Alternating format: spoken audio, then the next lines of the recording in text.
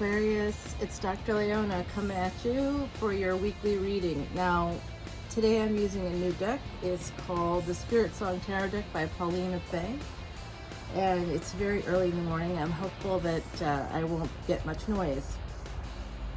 I was eating breakfast out here, getting my tray ready, and the deer appeared, and it wasn't for a family member interrupting that moment. She was literally right here, and I'm going to put it up for my Patreon subscribers, but she was literally right here. I was going to start a Pisces reading, and there she was. So quite remarkable, really truly remarkable, because she's often below. I'm on top of a hill. She's often towards the bottom, because that's a safe distance for her. But today she came right up here. She was right here, and it was such a special moment. And I was meditating, and I knew there was a family member in the house, and they knew that there was a deer here with me, and that I was recording, but still came outside. So that is part of why I do this, because there are actually people in our midst. Here is your card right there, Queen of Feathers. That's the Queen of Swords in this deck. 6 of Feathers, 6 of Swords. This is about escape. Oh, I really need this message right now. Knight of Crystals is the Knight of Coins. 9 of Pentacles, that's slow energy, slow moving energy. And the Wheel is coming in for you.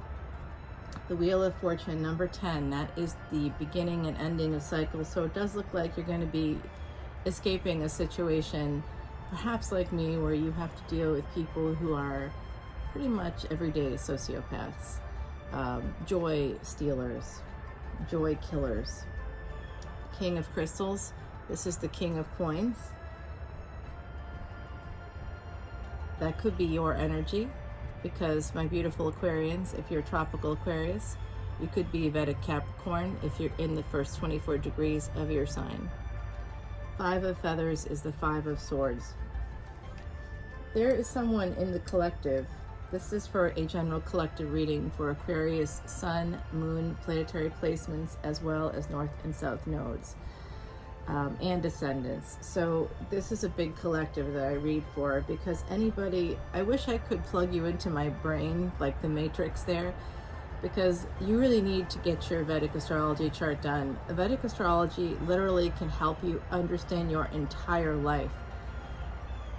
Like, why are you arguing with a sibling? Why do you always have trouble with, like, a boss, let's say? Why is it that you always seem to have partners who maybe don't treat you right, or financial abusers? Or why is it that you always get hurt on the same side of your body? Or why does something happen for you? Anything from the biological to the spiritual to social connections, it's all there. And yes, I can do compatibility charts, but you just may not like what I have to say. I'm going to do a webinar that's going to be for astrology for every day, for everybody. Vedic astrology for everybody, I think, is what I'll be calling it. And I may end up doing a podcast with that eventually as well. But for now, I'm just going to continue your reading and just let you know that I really want you to get that chart done. So it's incredibly inexpensive to come over to the Patreon party. For me, it's the best value in tarot. No question about it. For $12, you have access right now to over 130 videos, and you can get your Vedic astrology chart done. And but it's only until June 22nd. Like, I'm not going to be doing it forever, because I don't have the time. So if you want me to do it for you, I hope you find this video before June 22nd. And come over to the VIP Patreon party. Yeah, it's amazing. It's a good time, and I'm going to be doing special events just for my Patreon crew.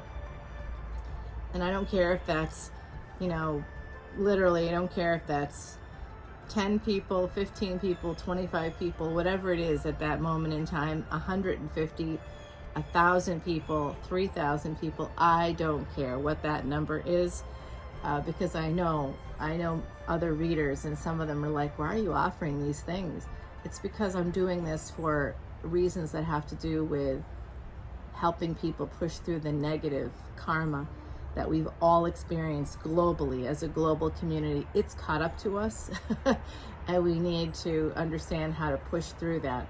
This past weekend was Nirjala Ekadasi, depending on how you know, regions and things like that. So basically that's where you can remove all past life karma. And I did that fast for 2 days. You can do it for 1 day or you can do it for 2 days. This supermoon that's coming up tomorrow is the biggest supermoon of the year. It's the best energy of the year. So we need to keep this all in mind. This is Two of Shells, is Two of Cups. So that could be about a partnership.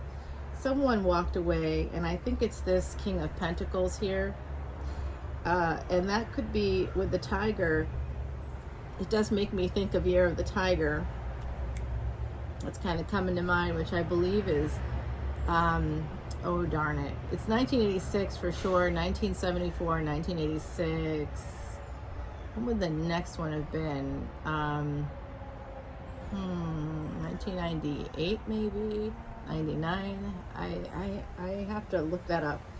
But this could be any number of those, you know, sort of years that might be helpful to you. I think that, I don't know if anybody here is dealing with anyone born in the 1960s, perhaps parents, grandparents. No, you'd be too young for grandparents maybe, but I have to think about that a little bit. Maybe you've got a sugar daddy, or I don't know.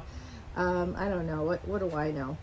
The transformation is here. There's a death of a relationship on the table. This is transformation, is the death card. It's number 13. In this deck, everything has a positive spin.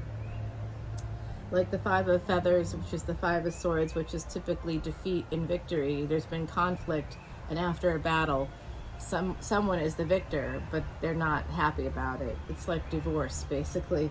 Five of Feathers here is strategy and resilience. You know, transformation, which is the death card, is transformation in the first place. It's transition and liberation.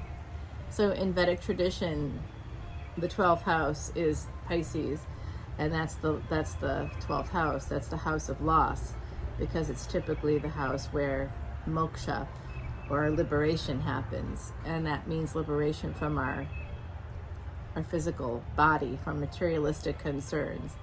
The 11th house is about our ambitions, and having all those things kind of lead us to that place of not having to worry about material concerns, which we often translate as having lots of money, you know, being financially independent. And certainly for many people with difficult placements in their chart, you may not be able to earn or start earning until around 50, because of planetary placements, which is good in some ways because it means you survive to 50 and beyond. That's always a good thing. Saturn in the 6th house is one of those placements that is very difficult, because it does mean a lot of difficulty, true difficulty in your life, with family, with friends. But it also means that everything is slowed down, including aging, including poisons, including illness. You may get sick because you're a physical person, you have a body. If you have a body, you're going to get sick. It's there. It's there for you. It's going to happen. But I'm telling you, karma catches up. And when people are joy killers, joy stealers, when they're sociopathic in the way they engage with others, it comes back to them in other ways.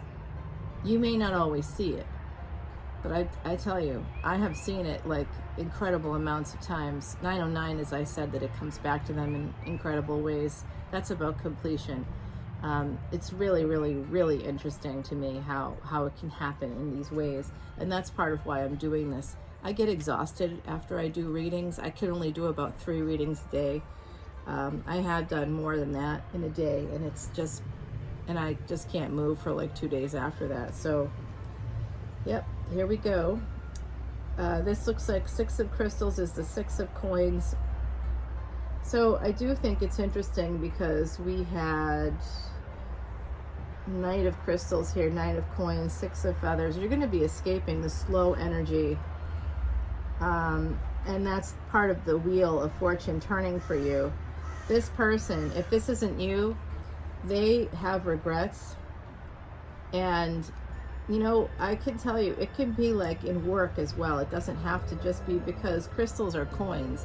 So this could be about work as well. This could be about someone. I once had that happen. I was interviewed for a professorship. I had one already. I was already a professor, and I wanted to leave the university that I was at because, frankly, there were a lot of sociopaths there. It's part of the work that I do to be able to identify those people. It's very difficult once you do to live and work with them. But unfortunately, the higher our contact with technology, the greater our propensity is for narcissism, sociopathy, etc. So I look at it from like a neuro sort of from the brain aspect, from like a neurological perspective. There's often cognitive damage in a particular area of the brain that can be found if people allow themselves to be examined. That's something that's being established now. 1111, as I said, wow, that's the root of all hate. So it's very difficult to stay in environments where you can easily identify what's happening there as basically sociopathic, because if you understand that, you also understand that people that have sociopathic traits, very likely, if they don't have the personality disorder, great.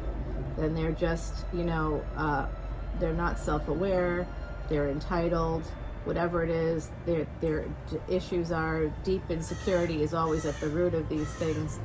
But ultimately, if you have that in your environment, if that person is actually a person with that personality disorder, you gotta leave. Because if they've targeted you, they could ruin your reputation. They'll ruin everything in your life, everything good about you. You will walk away from that situation with PTSD if you're lucky. So you know that I'm a psychic medium, which I don't like to say, but I am, because of course, if something isn't verifiable, it's very hard for me professionally to admit that this is possible. But something is happening, and it could be related to telepathy. Harvard proved that to be true in 2014. I don't know. But ultimately, there's a person that I keep seeing and hearing here, that is someone I verified as having passed away. They told me when they passed away, when their service was, who they were, they knew their name. They told me those things, and I verified it. I think I said it in one of the recent videos, so you have to check them out. I don't know if it was an extended video or what it was, because everything blends together now. But this person actually is telling me things about sociopathy, and they had military experience. They were in the military their whole lives until they had to retire. And they're telling me that they believe that they had a personality disorder as their because of the things that they did to their own children and their spouse, and the way that they were with other people. They had rage issues, and working in the military helped them to funnel that in there, according to this person. But I just really think that if you're out there, the bottom line is Six of Acorns just popped up. This is victory. This is Six of Wands. I love that card. Starting with the Six of Swords, escape and victory. To me, the 6-6, the spirit of love is surrounding you, my beautiful Aquarians. I've been pulling your cards here, and I'm going to go ahead and translate all this for you. But to close that thought about sociopathy, you need to leave any environment where someone is showing you that they have sociopathic traits. In psychology, there's an umbrella term for people that come from cluster B. That's a category of personality disorders that are the social destroyers. If someone exhibits characteristics from the dark triad, find a way to leave. That's it. Don't expect the universe to come in and help you. You need to help you. You need to leave. That's the bottom line, because people that exhibit sociopathic traits and behaviors, very unlikely that people who are sociopaths will actually go to therapy. Usually they find reasons not to go because they know that they'll be made by a therapist, but not always. Really, really, really severe like cases of sociopathy, it's actually, there's no such thing as sociopathy, right? That's not a diagnostic term.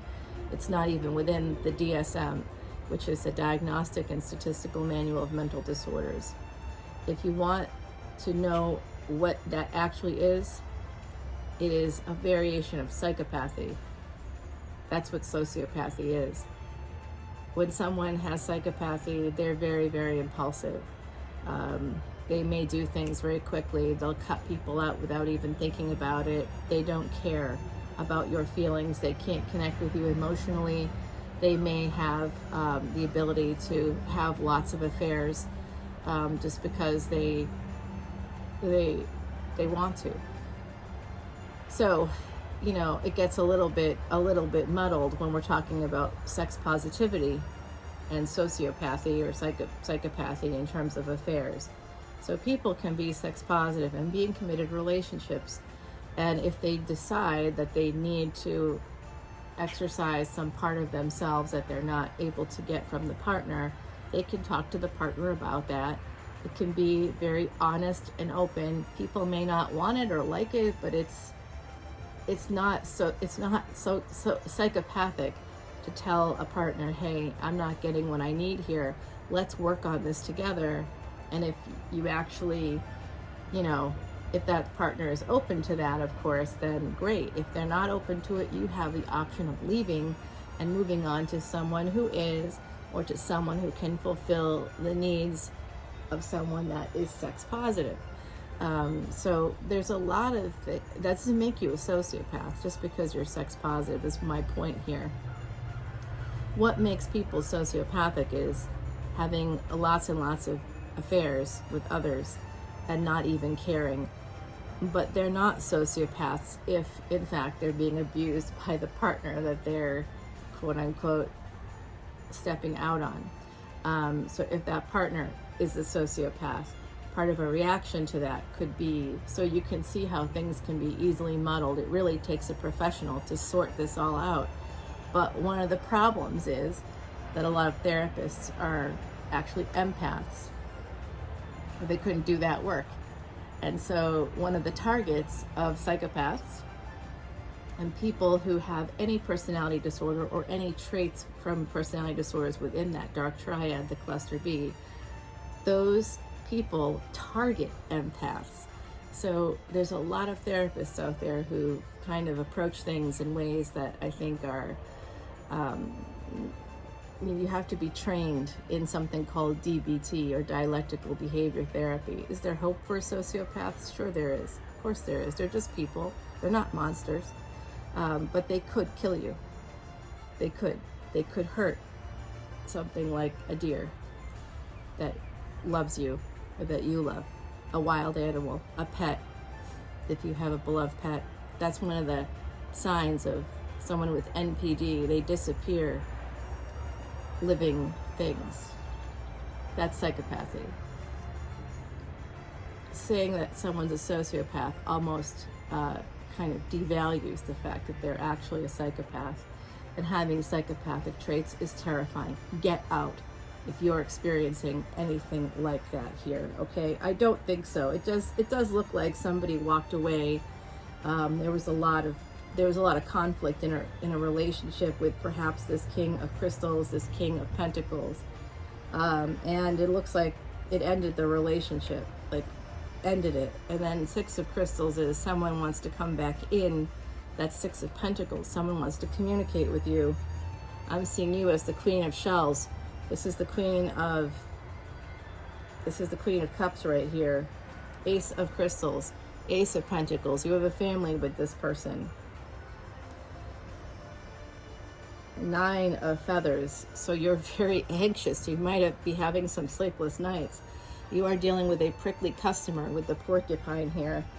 I'm seeing that very clearly, but you're going to have victory. So maybe part of this reading and my little bit of a soapbox today I'm just trying to help people, and I don't care how I get to you. I'm just trying to help you out. So I hope that this actually helps you. So focus on this relationship aspect. That's going to be something that's going to come into play. Oh my gosh, the porcupine was something I pointed out here with 9 of feathers, and look at what you get. You get the porcupine and the anemone. That's about boundaries. That's your best way. Thank you, universe. That's the best way of dealing with people who have sociopathic traits. Creating boundaries, particularly around money. If you are physically vulnerable to people in your group who have sociopathic traits, you will be targeted. So you may need to create other boundaries as well. You may need to say, leave the home. You may need to, get an apartment, leave, give yourself physical space. It doesn't mean you have to get divorced if you're married to someone who has sociopathic traits. You are a warrior, my beautiful Aquarians out there. This is Mars energy. And the badger, more about boundaries from Miss Heidi.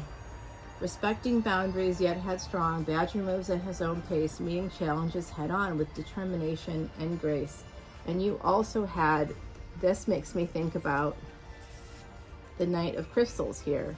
Yeah, this is definitely a reading for you guys. This is about boundaries. Fight for yourself.